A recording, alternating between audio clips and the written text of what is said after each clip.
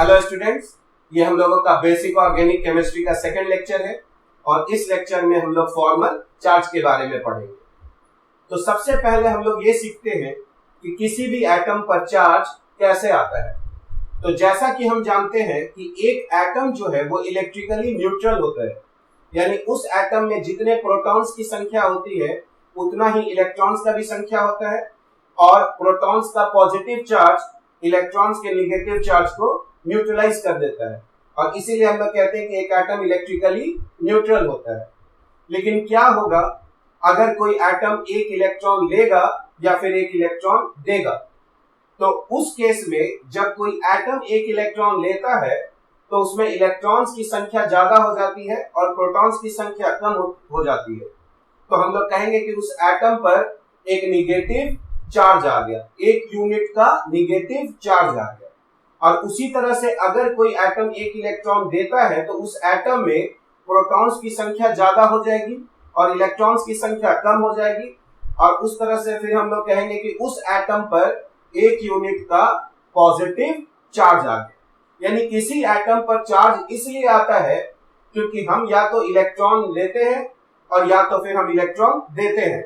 अगर हम इलेक्ट्रॉन्स लेंगे तो हम पर निगेटिव चार्ज आएगा और अगर हम लोग इलेक्ट्रॉन्स देंगे तो हम पर पॉजिटिव चार्ज आएगा। तो अब सवाल उठता है कि ये फॉर्मल चार्ज क्या है सबसे पहले, ठीक है। तो जैसा कि हम लोग जानते हैं कि एक नॉर्मल अगर कोवैलेंट बॉन्ड बनता है तो उस बॉन्ड में दो इलेक्ट्रॉन्स होता है। जैसे इस बॉन्ड में दो इलेक्ट्रॉन है, एक इलेक्ट्रॉन ए का है और एक इलेक्ट्रॉन बी का भी, ठीक है। तो नॉर्मल कोवैलेंट बॉन्ड्स में जो दो इलेक्ट्रॉन्स होते हैं ये दोनों एटम एक एक इलेक्ट्रॉन का शेयरिंग करता है। पर सपोज कीजिए एक ऐसा सिचुएशन आ जाए जहां पर इस एटम के पास दो इलेक्ट्रॉन हैं लेकिन इस एटम के पास एक भी इलेक्ट्रॉन नहीं है। तो उस केस में भी हमारे पास एक कोवैलेंट बॉन्ड बनता है और उस कोवैलेंट बॉन्ड को हम लोग डेटिव बॉन्ड कहते हैं या कोऑर्डिनेट कोवैलेंट बॉन्ड कहते हैं। यानी हम लोग कह सकते हैं कि अगर किसी एटम के पास दो इलेक्ट्रॉन है और इस एटम के पास कोई इलेक्ट्रॉन नहीं है तो हम लोग ऐसा समझ सकते हैं कि ये एटम क्या किया है कि ये अपना एक इलेक्ट्रॉन इसको दे दिया है, जिससे चूंकि ये एटम एक इलेक्ट्रॉन दिया है तो इस पर कैसा चार्ज आ गया? प्लस चार्ज आ गया। और ये एटम एक इलेक्ट्रॉन लिया है, किससे लिया है? ए से, तो इस एटम पर क्या चार्ज आ जाएगा? माइनस चार्ज आ जाएगा। और फिर हम लोग सोचेंगे कि ये इलेक्ट्रॉन और ये इलेक्ट्रॉन मिलकर ये एक कोवैलेंट बॉन्ड बना लिया, लेकिन इस पर प्लस रह गया और इस पर माइनस रह गया। यानी जब कभी भी एक ऐसा कोवैलेंट बॉन्ड बनता है जिसमें दोनों इलेक्ट्रॉन जो है वो एक ही एटम का होता है और दूसरा जो एटम है वो कोई भी इलेक्ट्रॉन कंट्रीब्यूट नहीं करता है, तो हम लोग कहेंगे कि जब ये कोवैलेंट बॉन्ड बनेगा तो इस एटम को इफेक्टिवली एक इलेक्ट्रॉन का नुकसान होगा क्योंकि उसके पास पहले दो इलेक्ट्रॉन था। पर अब हम लोग गिनेंगे कि इस बॉन्ड में दो इलेक्ट्रॉन है और वो एक इलेक्ट्रॉन ए का है और एक इलेक्ट्रॉन बी का है, पर एक्चुअल में दोनों इलेक्ट्रॉन तो किसका था? ए का था। यानी ए को एक इलेक्ट्रॉन का नुकसान हुआ है, वो एक इलेक्ट्रॉन बी को दिया है और इसीलिए ए पर एक प्लस आ गया और बी पर एक माइनस आ गया और इसी चार्ज को हम लोग फॉर्मल चार्ज कहते हैं। यानी जब कोई कोवैलेंट बॉन्डिंग होता है तो हमारे पास कुछ ऐसे केसेस होते हैं जहां पर कोई कोवैलेंट बॉन्ड में दोनों इलेक्ट्रॉन एक ही एटम दे देता है। तो उस केस में जो एटम इलेक्ट्रॉन देता है उस पर प्लस चार्ज आ जाएगा और जो एटम इलेक्ट्रॉन लेता है उस पर एक नेगेटिव चार्ज आएगा और इसी चार्ज को हम लोग फॉर्मल चार्ज कहते हैं। यानी फॉर्मल चार्ज ये बताता है कि बॉन्डिंग से पहले हमारे पास कितने वैलेंस इलेक्ट्रॉन थे और बॉन्डिंग के बाद हमारे पास कितने वैलेंस इलेक्ट्रॉन थे। अगर बॉन्डिंग से पहले इलेक्ट्रॉन्स की संख्या और बॉन्डिंग के बाद इलेक्ट्रॉन्स की संख्या अगर दोनों इक्वल है तो हम लोग कहेंगे किसी उस एटम पर कोई चार्ज नहीं आया है। लेकिन अगर बॉन्डिंग करने के बाद है ना उस एटम के पास ज्यादा इलेक्ट्रॉन आ गया है तो हम लोग कहेंगे कि उस पर अब निगेटिव चार्ज आ जाएगा और अगर बॉन्डिंग के बाद उसमें कम इलेक्ट्रॉन्स हो गए हैं तो हम लोग कहेंगे कि उस पर पॉजिटिव चार्ज आएगा। यानी फॉर्मल चार्ज वो चार्ज है जो किसी एटम पर आता है अगर वो बॉन्डिंग के क्रम में कोई इलेक्ट्रॉन लेता है या फिर कोई इलेक्ट्रॉन देता है। तो इसको हम लोग कुछ एग्जांपल से समझते हैं। तो जैसा कि हम लोग यहाँ पर एक एग्जांपल देखते हैं फर्स्ट कि हम लोगों के पास n डबल बॉन्ड n है यहाँ पर, और यहाँ पर डबल बॉन्ड n है। यहाँ पर 2 इलेक्ट्रॉन दिखाया जा रहा है और यहाँ पर भी 2 इलेक्ट्रॉन दिखाया जा रहा है। तो जैसा कि हम लोग जानते हैं कि नाइट्रोजन के पास कितने वैलेंस इलेक्ट्रॉन्स होते हैं? 5। तो अगर हम लोग इस नाइट्रोजन एटम को देखें कि अभी इसके पास कितने इलेक्ट्रॉन्स है, तो हम लोग देखेंगे कि इस नाइट्रोजन के पास 1, 2, 3 और 4 इलेक्ट्रॉन्स यहाँ पर है जो नॉन बॉन्डिंग इलेक्ट्रॉन्स है, और 1 इलेक्ट्रॉन नाइट्रोजन ने जरूर इस बॉन्ड में यहाँ पर दिया होगा और 1 इलेक्ट्रॉन यहाँ पर भी दिया होगा। यानी इस नाइट्रोजन के पास अभी टोटल 6 इलेक्ट्रॉन्स है। पर चूंकि नाइट्रोजन के वैलेंस इलेक्ट्रॉन्स की संख्या 5 होती है, इसका मतलब यह हुआ कि ये नाइट्रोजन एटम ने इस बॉन्डिंग के क्रम में 1 इलेक्ट्रॉन किसी से लिया है। तो हम लोग कहेंगे कि इस नाइट्रोजन पर कैसा चार्ज आ गया? एक नेगेटिव चार्ज आ गया। ठीक है। अब अगर हम लोग ये बीच वाले अगर नाइट्रोजन एटम के बारे में बात करें, तो जैसा कि हम लोग यहाँ पर देख सकते हैं, इस नाइट्रोजन के पास अभी कुल मिलाकर सिर्फ 4 इलेक्ट्रॉन्स है। एक इस बॉन्ड में दिया गया है, एक इस बॉन्ड में, 2 बॉन्ड, एक यहाँ पर दिया गया होगा और एक यहाँ पर दिया गया होगा। यानी इस नाइट्रोजन के पास बॉन्डिंग के बाद सिर्फ 4 इलेक्ट्रॉन्स है, जबकि नाइट्रोजन के वैलेंस इलेक्ट्रॉन की संख्या 5 होती है। इसका मतलब यह है कि जरूर ये जो नाइट्रोजन एटम है वह 1 इलेक्ट्रॉन किसी को दिया है और इसीलिए इस पर एक पॉजिटिव चार्ज आ जाएगा।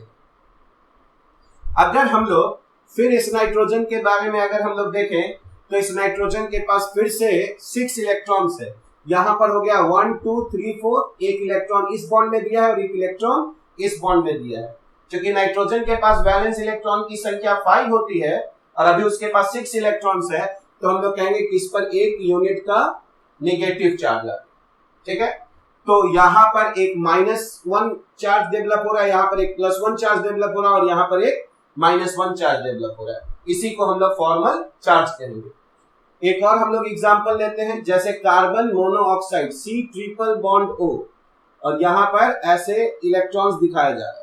सपोज कीजिए ये कोई आपको लिखकर दिया गया और आपको देखना है कि इस पर कोई चार्ज है या नहीं है।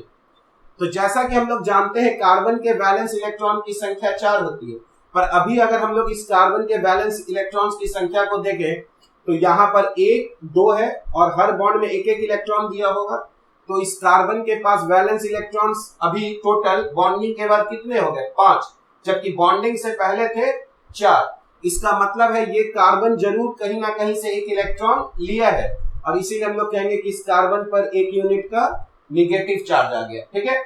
अब अगर हम लोग इस ऑक्सीजन एटम को देखें, तो बॉन्डिंग से पहले ऑक्सीजन के पास 6 वैलेंस इलेक्ट्रॉन्स थे और अभी बॉन्डिंग के बाद इसके पास कितने इलेक्ट्रॉन्स है? 1, 2 और हर बॉन्ड में 1-1 इलेक्ट्रॉन दिया है, तो 3, 4 और 5। तो ऑक्सीजन के पास अभी 5 इलेक्ट्रॉन्स है, जबकि पहले कितने थे? 6। यानी ये जरूर 1 इलेक्ट्रॉन दिया है किसी को, और यहाँ पर किसको दिया होगा? कार्बन को। और यही कारण है कि इस पर 1 यूनिट का हम लोगों का पॉजिटिव चार्ज आएगा।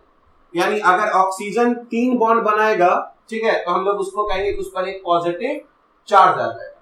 क्या होगा अगर हम लोग इस एग्जाम्पल को देखें कि यहां पर है CH3 और यहां पर है C डबल बॉन्ड O, ऐसे दिखाया गया है, और यहां पर एक O है और यहां पर ये इलेक्ट्रॉन्स ऐसे दिखाया गया है। अब हम लोग देखते हैं कि क्या किसी एटम पर कोई चार्ज डेवलप हो रहा है। तो जैसा कि इस कार्बन को अगर हम लोग देखें, तो ये 4 बॉन्ड बना रहा है, यानी इसके पास अपना 4 वैलेंस इलेक्ट्रॉन है, यानी इस कार्बन पर कोई भी, है ना, फॉर्मल चार्ज अपीयर नहीं होगा। इस हाइड्रोजन पे, तो हाइड्रोजन हमेशा 1 बॉन्ड बनाता है, तो इस पर कोई चार्ज नहीं है। अब ये कार्बन बताइए कितना बॉन्ड बना रहा है, तो ये कार्बन 4 बॉन्ड बना रहा है, इसका मतलब इस पर भी कोई चार्ज नहीं है। अब इस ऑक्सीजन के पास देखते हैं कितने वैलेंस इलेक्ट्रॉन है, तो 1, 2, 3, 4 और यहाँ पर 5 और 6, और बॉन्डिंग से पहले भी इसके पास 6 इलेक्ट्रॉन्स थे। इसका मतलब है कि इस ऑक्सीजन के पास भी कोई फॉर्मल चार्ज नहीं आएगा। अब हम लोग इस ऑक्सीजन पे देखते हैं, तो ऑक्सीजन के वैलेंस इलेक्ट्रॉन की संख्या 6 होती है, और अभी इस ऑक्सीजन के पास कितने वैलेंस इलेक्ट्रॉन है? 1, 2, 3, 4, 5, 6 और 1 इलेक्ट्रॉन इसमें भी दिया गया है। तो ऑक्सीजन के पास, है ना, 7 इलेक्ट्रॉन्स हो गए, जबकि बॉन्डिंग से पहले 6 इलेक्ट्रॉन्स था, यानी इस ऑक्सीजन पर 1 यूनिट का नेगेटिव चार्ज। यानी फॉर्मल चार्ज को हम लोग है ना ऐसे समझ सकते हैं कि बॉन्डिंग से पहले उसके पास कितने वैलेंस इलेक्ट्रॉन थे और बॉन्डिंग के बाद कितने वैलेंस इलेक्ट्रॉन थे। अगर बॉन्डिंग के बाद इलेक्ट्रॉन्स बढ़ गया है तो वो उसके ऊपर निगेटिव चार्ज आएगा, और अगर बॉन्डिंग से के बाद इलेक्ट्रॉन्स की संख्या कम हो गई है तो उस पर पॉजिटिव चार्ज आएगा, और अगर बॉन्डिंग के बाद उसके पास उतने ही इलेक्ट्रॉन्स है जितना बॉन्डिंग से पहले था तो हम लोग कहेंगे कि उस पर कोई भी चार्ज अपीयर नहीं होगा। यानी हम लोग फॉर्मल चार्ज निकालने के लिए एक फॉर्मूला डेवलप कर सकते हैं, और वो फॉर्मूला कैसा होगा, तो हम लोग कह सकते हैं कि फॉर्मल चार्ज जो है किसी एटम पर, है ना, फॉर्मल चार्ज जो है वो किसी एटम पर कितना आएगा, है ना, ऑन एन एटम अगर हम लोग देखें कितना आएगा तो हम लोग लिख सकते हैं is equal to number of valence electrons. ये बताएगा कि बॉन्डिंग से पहले उसके पास कितने इलेक्ट्रॉन्स थे, तो number of valence electrons minus number of bonds, वो कितने बॉन्ड्स बना रहा है, और उसमें फिर हम लोग घटा देंगे number of non bonding electrons. तो इससे हम लोगों को फॉर्मल चार्ज मिल जाएगा। जैसे अगर हम लोग, है ना, यहां पर देखें तो इस नाइट्रोजन के पास कितने वैलेंस इलेक्ट्रॉन्स थे, 5। तो सबसे पहले कितने इलेक्ट्रॉन्स थे, 5। अभी ये कितना बॉन्ड बना रहा है, 2, तो हर बॉन्ड में एक एक इलेक्ट्रॉन दिया होगा, तो ये 5 - 2 कर दिए नंबर ऑफ बॉन्ड्स। उसके बाद minus number of non bonding electrons, तो इस नाइट्रोजन के पास कितने ऐसे इलेक्ट्रॉन्स हैं जो बॉन्ड में भाग नहीं ले रहा है, तो यहां पर देखेंगे 2 है और यहां पर 2 है, तो 2 और 2 4, तो ये 5 - 2 -4, तो देखिए यहां पर कैसा चार्ज आ गया, -1 का, और इसलिए इस नाइट्रोजन का फॉर्मल चार्ज जो है वो -1 का है। अगर इस नाइट्रोजन पर देखें कि कितना फॉर्मल चार्ज है, तो वैलेंस इलेक्ट्रॉन्स की संख्या 5, कितने बॉन्ड्स बना रहा है, 2 यहां पर और 2 यहां पर, तो 5 - 4, और यहां पर कोई नॉन बॉन्डिंग इलेक्ट्रॉन नहीं है, तो 5 - 4 - 0 कितना आ गया, +1, यानी इस नाइट्रोजन पर 1 यूनिट का पॉजिटिव चार्ज आ जाएगा। उसी तरह इस नाइट्रोजन के बारे में देखेंगे तो वैलेंस इलेक्ट्रॉन 5 हो जाएगा, उसके बाद कितने बॉन्ड्स बना रहे हैं, 2, और नॉन बॉन्डिंग इलेक्ट्रॉन्स 4, तो कितना चार्ज आ जाएगा, -। ठीक है। उसी तरह अब अगर हम लोग यहां पर देखें तो कार्बन के वैलेंस इलेक्ट्रॉन्स की संख्या कितनी थी, 4, और ये कितने बॉन्ड्स बना रहे हैं, 3, तो 4 - 3, और माइनस कितने नॉन बॉन्डिंग इलेक्ट्रॉन है, 2, तो इसको सॉल्व करेंगे तो -1 आ जाएगा। ठीक है। तो ये बताता है बॉन्डिंग से पहले का इलेक्ट्रॉन्स, और अगर हम लोग इन दोनों को जोड़ दें, है ना, 3 और 2 5, तो ये बॉन्डिंग के बाद के इलेक्ट्रॉन्स को बताता है। ठीक है। और यही कारण है कि हम लोग यहाँ पर देख रहे हैं तो इस पर एक नेगेटिव चार्ज आ रहा है। इस ऑक्सीजन के लिए अगर देखें तो वैलेंस इलेक्ट्रॉन 6, यहाँ पर कितने बॉन्ड्स बना रहा है ऑक्सीजन, 3, और नॉन बॉन्डिंग इलेक्ट्रॉन 2, तो ये आ जाएगा +1, और इस तरह से हम लोग देखेंगे कि इस ऑक्सीजन पर 1 यूनिट का पॉजिटिव चार्ज। अब हम लोग रिप्रेजेंटेशन ऑफ ऑर्गेनिक मॉलिक्यूल सीखेंगे, यानी हम लोग ऑर्गेनिक मॉलिक्यूल्स को 2 डायमेंशनल पेपर पर कैसे हम लोग ड्रॉ करेंगे। ठीक है। तो इसके लिए हम लोगों के पास 3 फॉर्मूला है। फर्स्ट हम लोग का होता है कंप्लीट स्ट्रक्चरल फॉर्मूला, सेकेंड जो है वो कंडेंस्ड स्ट्रक्चरल फॉर्मूला है, और जो थर्ड फॉर्मूला है वो हम लोगों का बॉन्ड लाइन फॉर्मूला है। तो आइए अब हम लोग एक एक करके इन तीनों रिप्रेजेंटेशन के बारे में सीखते हैं। तो सबसे पहला हो गया हम लोगों का कंप्लीट स्ट्रक्चरल फॉर्मूला। तो जैसा कि हम लोग यहाँ पर देख रहे हैं, हम लोगों का जो फर्स्ट है वो है कंप्लीट स्ट्रक्चरल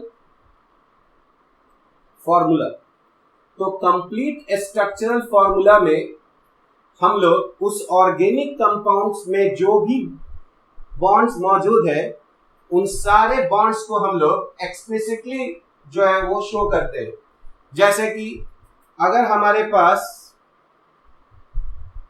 एक ऑर्गेनिक कंपाउंड है C2H6, तो इस कंपाउंड को हम लोग पेपर पे, है ना, ऐसे रिप्रेजेंट करेंगे।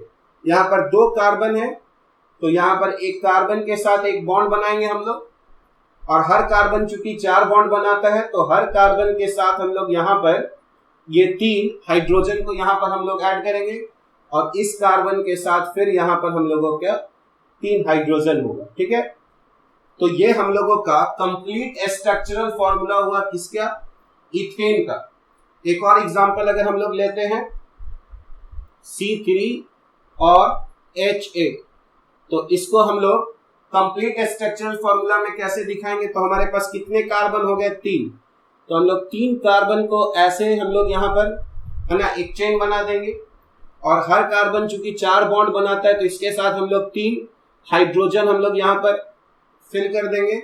यहाँ पर 2 हाइड्रोजन हो जाएगा और यहाँ पर हम लोगों के पास 3 हाइड्रोजन हो जाएगा। ठीक है, तो सबसे पहले हम लोगों को ये समझना है कि जब हम लोग किसी ऑर्गेनिक कंपाउंड को पेपर पे या बोर्ड पे रिप्रेजेंट करते हैं तो सबसे पहले समझना है ये दिखा रहा, ये जो बॉन्ड्स है वो ये दिखा रहा है कि ये कार्बन 3 हाइड्रोजन और एक और कार्बन से जुड़ा हुआ है। इसका मतलब कभी नहीं समझना है कि ये बॉन्ड का मतलब लेफ्ट हुआ, इस बॉन्ड का मतलब ऊपर हुआ और इस बॉन्ड का मतलब नीचे हुआ। अगर कोई कहता है कि ये हम लोगों का अगर मीथेन है तो इसका ये मतलब नहीं होता है कि ये कार्बन जो 4 हाइड्रोजन से जो जुड़ा हुआ है वो एक दूसरे के साथ 90 डिग्री बना रहे। ऐसा चीज यहां पर सही नहीं है।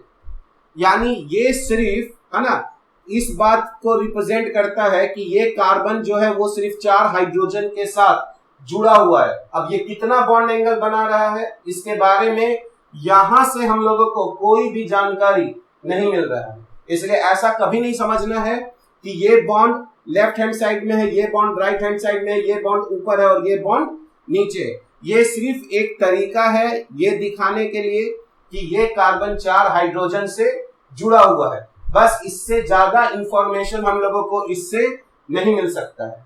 उसी तरह अगर हम लोग यहाँ पर C3H8 को देखें तो ये बता रहा है कि ये कार्बन 4 बॉन्ड बना रहा है जिसमें 3 हाइड्रोजन के साथ और 1 कार्बन के साथ।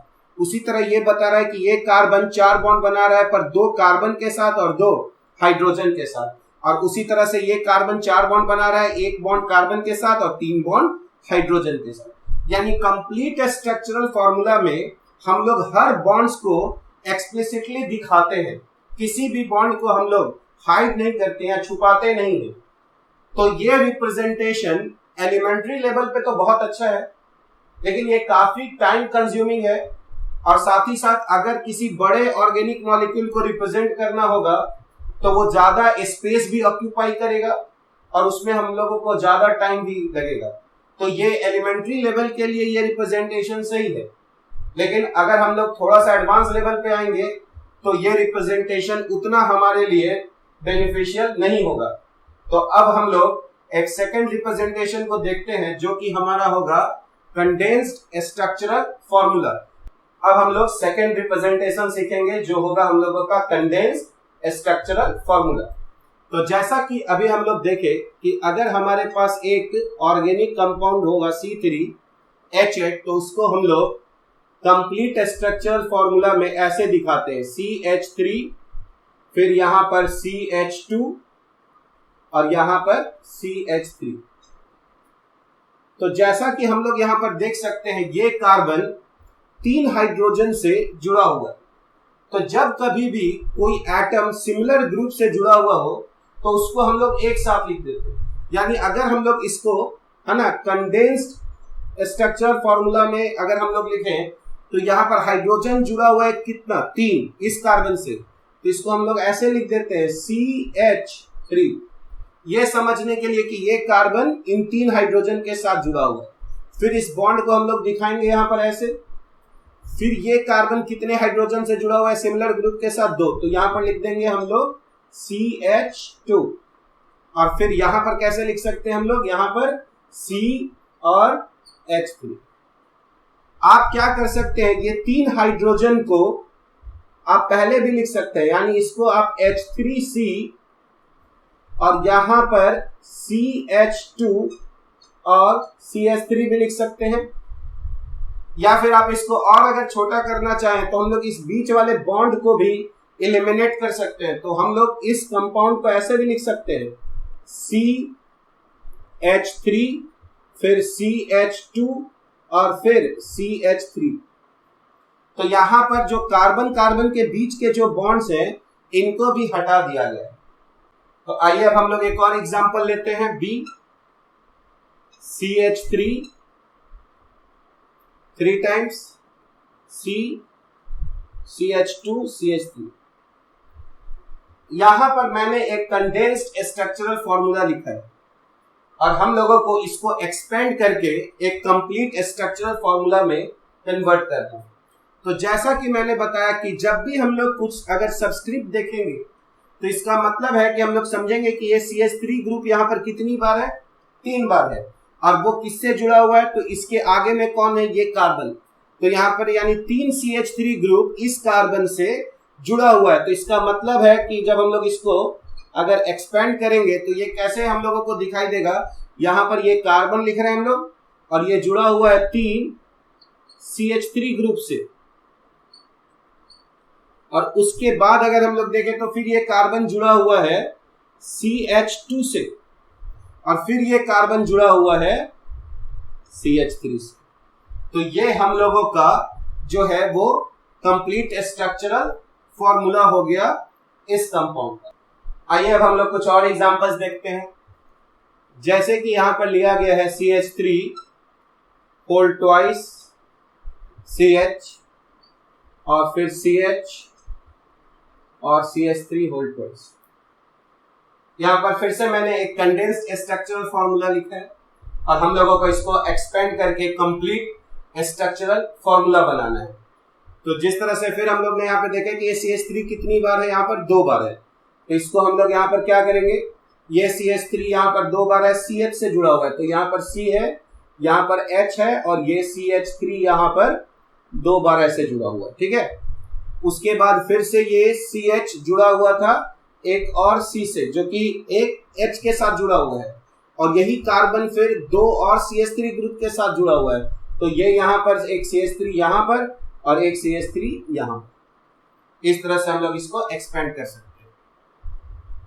अगर हम लोग ऐसा देखें कि यहाँ पर ये लिखा हुआ है CH3 होल 3 और COH, तो जैसा कि जानते हैं हम लोग ऑक्सीजन हमेशा 2 बॉन्ड बनाता है, कार्बन हमेशा 4 बॉन्ड बनाता है। तो यहाँ पर CH3 कितनी बार है, यहाँ पर 3 बार है, तो यहाँ पर कार्बन हम लोग ने रखा, यहाँ पर CH3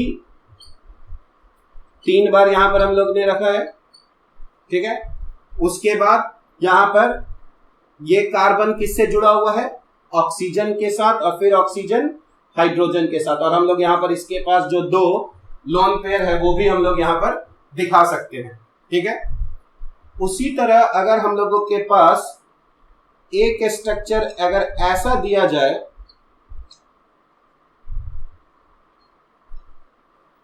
तो इसको कैसे हम लोग कंप्लीट स्ट्रक्चरल फॉर्मूला में कन्वर्ट कर सकते हैं। तो जैसा कि हम लोग यहां पर देख रहे हैं कि CH3 यहां पर 2 बार है जो CH से जुड़ा हुआ है, तो हम लोग यहां पर CH3 2 बार है ना CH के साथ जोड़ सकते हैं, और फिर ये CH किसके साथ जुड़ा हुआ है, एक C के साथ जुड़ा हुआ है। और अब देखिए यहां पर 2 बार ऑक्सीजन है, ठीक है। तो आप समझिए इस कार्बन को अभी 4 बॉन्ड बनाना है, पर ये कार्बन अभी तो 1 बॉन्ड बना रहा है, तो जरूर ये इस ऑक्सीजन के साथ एक डबल बॉन्ड बना रहा होगा, फिर जो एक ऑक्सीजन बच गया ये इसके साथ एक सिंगल बॉन्ड बना रहा होगा। और हम लोग बाद में पढ़ेंगे कि यही जो है हम लोगों का एक फंक्शनल ग्रुप है जिसको कार्बोक्सिलिक ग्रुप बोलते हैं। और यहाँ पर अगर हम लोग लोन पेयर देना चाहे तो ये यहाँ पर 2 लोन पेयर और यहाँ पर भी 2 लोन पेयर। इसका मतलब ये हुआ कि हम लोग को अगर कोई कंडेंस्ड स्ट्रक्चरल फॉर्मूला दिया हुआ रहेगा तो उसको हम लोग कंप्लीट स्ट्रक्चरल फॉर्मूला में कन्वर्ट कर सकते हैं। और ये जो रिप्रेजेंटेशन है ये ज्यादा आसान है क्योंकि इसमें हम लोग कम टाइम में ज्यादा बड़े मॉलिक्यूल्स को आसानी से दिखा सकते हैं। अब हम लोग थर्ड रिप्रेजेंटेशन सीखेंगे जो कि होगा हमारा बॉन्ड लाइन फॉर्मूला। तो आइए हम लोग देखें कि बॉन्ड लाइन फॉर्मूला क्या होता है। तो सबसे पहले हम लोग यहाँ पर एक एग्जांपल लेते हैं कि अगर हम लोगों के पास ये एक स्ट्रक्चर है और अगर हम लोग को इसको बॉन्ड लाइन में अगर रिप्रेजेंट करना होगा तो क्या करना होगा। तो बॉन्ड लाइन में हम लोग हमेशा जिग जैग लाइंस का सहायता लेते हैं। जहां पर हर कॉर्नर जो है वो एक कार्बन एटम को रिप्रेजेंट करता है और साथ ही साथ enough number of hydrogen atoms जिससे उसके 4 बॉन्ड का जो रिक्वायरमेंट है वो पूरा हो जाए। जैसे कि अगर हम लोग यहाँ पर देखें तो ये एक कार्बन है, फिर यहाँ पर एक कार्बन है जो एक कार्बन नीचे से जुड़ा हुआ है, फिर एक कार्बन है और उसके बाद भी एक कार्बन है। तो यहाँ पर हम लोग जैसे टोटल देख रहे हैं यहाँ पर 5 कार्बन है। तो अगर हम लोग यहाँ से स्टार्ट करेंगे तो एक 4 कार्बन का तो पहले चेन है, तो एक 4 ऐसे जिगजैग लाइन खींच देंगे। उसके बाद सेकेंड कार्बन पर एक और कार्बन है तो एक और यहाँ पर लाइन खींच देंगे।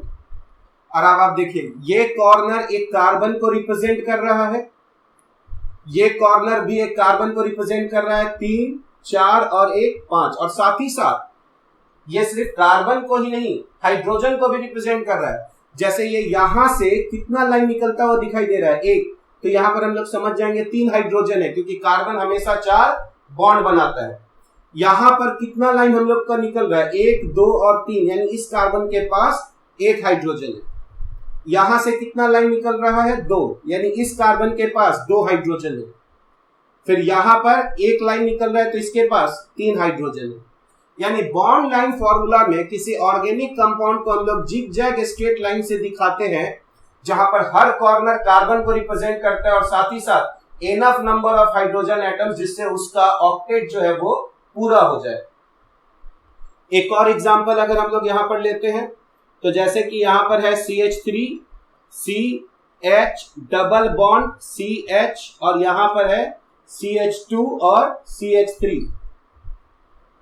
तो यहां पर हम लोग कितने का चेन देख रहे हैं, 5। तो हम लोग यहां पर ऐसे कुछ जिगजैग लाइंस बनाएंगे जहां पर 5 कॉर्नर होना चाहिए, 1 2 3 4 और 5। तो ये 1 2 3 4 और 1 5 ऐसे रह गए। यहाँ पर फर्स्ट और सेकंड और थर्ड के बीच में डबल बॉन्ड है तो सेकंड और थर्ड के बीच में यहां पर एक हम लोग डबल बॉन्ड खींच देंगे। अब हम लोग को कुछ नहीं करना है, तो समझने वाला आदमी जो है वो ऐसे समझेगा कि यहां से एक लाइन निकल रहा है, इसका मतलब इसके पास 3 हाइड्रोजन। यहां से अगर देखिए तो एक लाइन ये है, एक लाइन इधर है और एक लाइन इधर है, यानी यहां से 3 लाइन निकल रहा है तो इसके पास 1 हाइड्रोजन है। फिर यहां से भी 3 लाइन निकल रहा है तो यहां पर भी 1 हाइड्रोजन है, तो ये भी एक कार्बन को रिप्रेजेंट कर रहा है।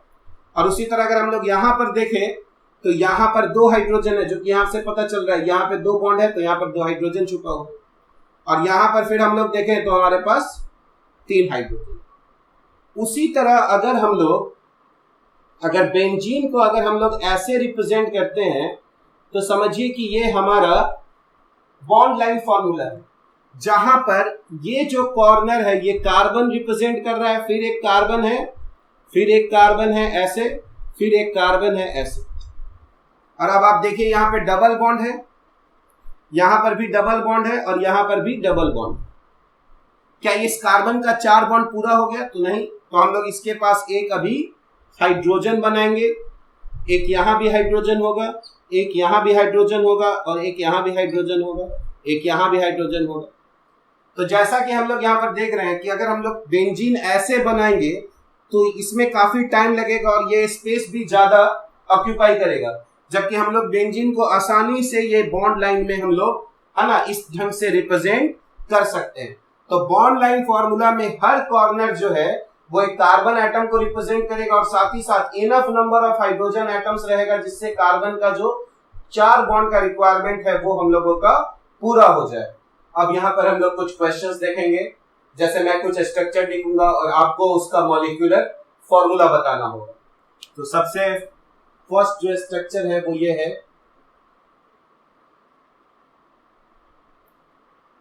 तो अगर कोई हमसे पूछता है कि इस कंपाउंड का मॉलिक्यूलर फॉर्मूला क्या है तो हम लोग क्या कह सकते हैं। तो जैसा कि यहाँ पर ये कॉर्नर एक कार्बन है, 2 3 4 5 और 6। तो इस कंपाउंड में कितने कार्बन हो गए? 6। अब हम लोग हाइड्रोजन गिनते हैं, तो यहाँ पर कितना हाइड्रोजन है, चूंकि यहाँ पर 2 बॉन्ड निकल रहा है तो यहाँ पर 2 हाइड्रोजन है, यहाँ पर भी 2 हाइड्रोजन है, यहाँ पर भी 2 हाइड्रोजन है, 2 बॉन्ड निकल रहा है, यहाँ पर भी 2 हाइड्रोजन है। लेकिन अगर आप यहाँ पर ध्यान से देखेंगे तो यहाँ पर 3 लाइन निकल रहा है, यानी इसके पास 1 हाइड्रोजन है और इसके पास भी 1 हाइड्रोजन है। इसका मतलब है हमारे पास टोटल हाइड्रोजन की संख्या 2 4 6 8 और एक 9 और एक 10, यानी इस कंपाउंड का मॉलिक्यूलर फॉर्मूला C6 और H10 हो। ठीक है, अब अगर हम लोग यहां पर ऐसे देखें, एक डबल बॉन्ड O है और यहां पर एक डबल बॉन्ड, अगर हम लोग इस कंपाउंड का मॉलिक्यूलर फॉर्मूला अगर हम लोग देखें तो यहां पर हम लोगों के पास कितने कार्बन एटम्स हैं, तो हर कॉर्नर एक कार्बन एटम्स दिखाता है, तो 1 2 3 4 5 और 6, तो इसमें 6 कार्बन एटम्स। अब हम लोग हाइड्रोजन एटम्स की संख्या गिनते हैं, तो ये जो कॉर्नर है वो ऑलरेडी 4 बॉन्ड बना रहे, तो इसके पास कोई हाइड्रोजन नहीं है। यहां से अगर देखें तो एक लाइन इधर जा रहा है, एक लाइन नीचे और एक लाइन ये है, इसका मतलब है कि इसके पास 3 बॉन्ड पहले से है, यानी यहाँ पर एक हाइड्रोजन है। इसी तरह यहाँ पर भी एक हाइड्रोजन है, ये कार्बन एटम पहले से ही 4 बॉन्ड बना रहा है, तो इसके पास कोई हाइड्रोजन एटम नहीं है। तो यहाँ पर एक हाइड्रोजन एटम है और फिर यहाँ पर भी एक हाइड्रोजन एटम है, तो यहाँ पर हाइड्रोजन एटम्स की संख्या 4 हो गए और ऑक्सीजन एटम की संख्या 2 हो गई। तो इसका जो फॉर्मूला हो गया वो C6H4 और O2 रह गया। अगर हम लोग यहाँ पर एक और अगर स्ट्रक्चर हम लोग ऐसे देखें, यहाँ पर हम लोग ट्रिपल बॉन्ड देते हैं, यहाँ पर OH, यहाँ पर डबल बॉन्ड O और यहाँ पर हम लोग एक OH लगा देते हैं ऐसे। अब हम लोग देखते हैं कि इस कंपाउंड में कितने कार्बन है, तो यहाँ पर एक कार्बन है, 1 2 3, यहाँ पर कोई कार्बन नहीं है क्योंकि यहाँ पर ऑक्सीजन है। ठीक है, तो 1 2 3, यहाँ पर एक कार्बन है 4, यहाँ पर एक कार्बन है 5, यहाँ पर एक कार्बन है 6, यहाँ पर एक कार्बन है 7 और यहाँ पर फिर ऑक्सीजन है, यानी इसमें टोटल कार्बन की संख्या 7 है, तो ये C7 हो गया। अब हम लोग हाइड्रोजन की देखते हैं, तो यहाँ पर 3 हाइड्रोजन हो गए क्योंकि यहाँ से एक लाइन निकल रहा है, यहाँ पर 2 हाइड्रोजन, यहाँ पर एक हाइड्रोजन, यहाँ पर एक हाइड्रोजन है, यहाँ पर 2 हाइड्रोजन। ये कार्बन ऑलरेडी 4 बॉन्ड बना रहा है, तो इसके पास कोई हाइड्रोजन नहीं होगा। ये कार्बन भी ऑलरेडी 4 बॉन्ड बना रहा है, तो इसके पास भी कोई हाइड्रोजन नहीं होगा। ये कार्बन भी 4 बॉन्ड बना रहा है, तो इसके पास भी कोई हाइड्रोजन नहीं होगा और यहाँ पर एक हाइड्रोजन होगा। तो अगर हम लोग टोटल हाइड्रोजन काउंट करें तो यहाँ पर 3 हाइड्रोजन था, 3 और 2 5, 5 और 1 6 और यहाँ पर एक 7, 7 और 2 9, यहाँ पर तो है नहीं और यहाँ पर एक 10, तो ये C7H10। और अगर हम लोग ऑक्सीजन का संख्या देखें तो यहाँ पर 3 है, तो ये हमारा O3 हो जाएगा। ठीक है, अब अगर हम लोग यहाँ पर एक एग्जाम्पल ऐसे देखें और यहाँ पर अगर कोई पॉजिटिव चार्ज बैठा देता है और इसका अगर हमको मॉलिक्यूलर फॉर्मूला बताना है तो क्या हम लोग लिखेंगे, तो जैसा कि हम लोग अगर कार्बन देखें तो 1 2 3 4 5 और 6, यहाँ पर कितने कार्बन एटम्स हैं 6, तो ये हो गया C6। अब हम लोग हाइड्रोजन देखते हैं, तो यहाँ पर कितने हाइड्रोजन है 2 2 4 2 6 2 8 और 2 10। अब यहाँ पर देखिए, अगर यहाँ पर ये पॉजिटिव चार्ज नहीं रहता तो हम लोग कहते हैं कि यहाँ पर 2 हाइड्रोजन होता, लेकिन यहाँ पर एक पॉजिटिव चार्ज का मतलब क्या है कि यहाँ पर अगर 2 हाइड्रोजन पहले से था तो हमने क्या किया है कि एक बॉन्ड यहाँ से तोड़ दिया है और इसके दोनों इलेक्ट्रॉन को हाइड्रोजन को दे दिया है और यहाँ से हटा दिया है, और यही कारण है कि यहाँ पर हम लोगों का पॉजिटिव चार्ज दिख रहा है। यानी अगर हम लोग इस एटम पर पॉजिटिव चार्ज बैठा रहे हैं, इसका मतलब है कि इसके पास जो 4 हाइड्रोजन होना चाहिए था, यानी टोटल जो 4 बॉन्ड होना चाहिए था, अब हमारे पास सिर्फ 3 ही बॉन्ड रहेगा। इसका मतलब है कि यहाँ पर एक बॉन्ड है, 2 बॉन्ड है, यानी यहाँ पर सिर्फ एक ही हाइड्रोजन है, और इसलिए इसका मॉलिक्यूलर फॉर्मूला 2 2 4 2 6 2 8 2 10 और 1 C6H11 और इस पर एक पॉजिटिव चार्ज हो जाए। तो अगर किसी कार्बन पर आप प्लस देखें तो इसका मतलब ये हुआ कि अब वो 4 बॉन्ड नहीं बना रहा है, सिर्फ 3 बॉन्ड बना रहा है। और अगर उसी तरह किसी कार्बन पर माइनस भी लिखा हुआ हो तो भी वो 4 बॉन्ड नहीं बना रहा है, वो 3 ही बॉन्ड बना रहा है। जैसा कि अगर हम लोग यहाँ पर एक एग्जांपल लें, है ना, और हम लोग अगर देखें यहाँ पर कि हम लोगों का इस कंपाउंड का क्या मॉलिक्यूलर फॉर्मूला है, कि जैसा कि हम लोग यहाँ पर देख रहे हैं कि हमारे पास टोटल 6 कार्बन एटम्स हैं, तो ये तो C6 हो जाएगा। अगर हम लोग हाइड्रोजन एटम्स की संख्या देखें तो यहाँ पर 3 लाइन निकल रहा है, तो यहाँ पर एक हाइड्रोजन है, यहाँ पर भी एक हाइड्रोजन है, 3 4 5, और यहाँ पर देखिए अब एक कार्बन पर माइनस है, तो माइनस का मतलब है जरूर ये एक बॉन्ड को तोड़कर उसका इलेक्ट्रॉन अपने पास रख लिया है, यानी अब इसके पास बॉन्ड की संख्या टोटल 3 ही है, जो कि हम लोग यहाँ पर देख रहे हैं। एक बॉन्ड यहाँ पर है, एक बॉन्ड यहाँ पर और एक बॉन्ड यहाँ, यानी यहाँ पर कोई हाइड्रोजन नहीं है। तो हमारे पास कितने हाइड्रोजन हुए? 1 2 3 4 और 5। तो इसका फॉर्मूला हो जाएगा C6H5 और यहाँ पर क्या रहेगा? माइनस।